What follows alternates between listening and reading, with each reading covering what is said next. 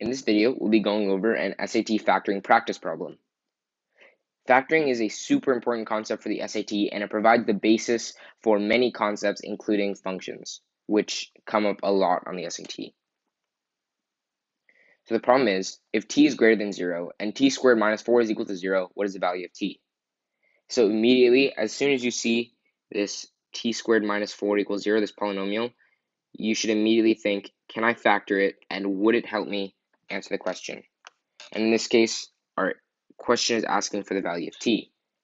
And in this case, yes, factoring would help us solve the answer because the question is asking for the root, which can also be called the x-intercept or the 0. It's just we're finding the value of t through factoring. And we're also given, once we find the value of t, whichever value is greater than 0, whichever value of t is greater than 0, that's our answer. So let's go ahead and factor it.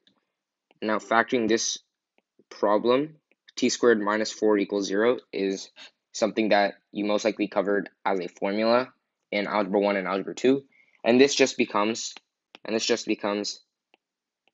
t plus 2 times t minus 2. This is equal to 0.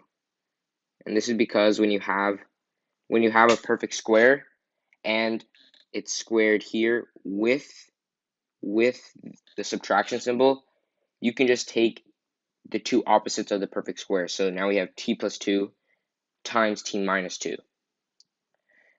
So this becomes, we can just check our work. So t squared here, and then minus 2t, here's plus 2t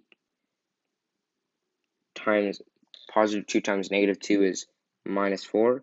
These two cancel, so t squared minus 4. So this does work.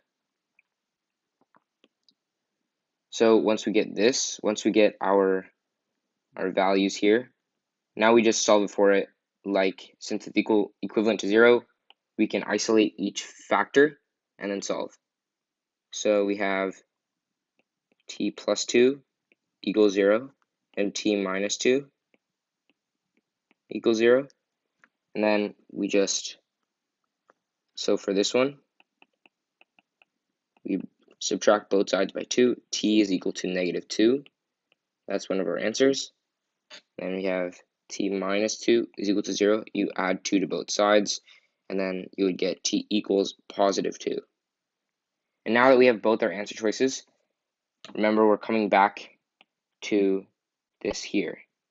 We have t is greater than 0. So now we're looking at which of our values is greater than 0, and that would be this value here. So we know that our answer is 2.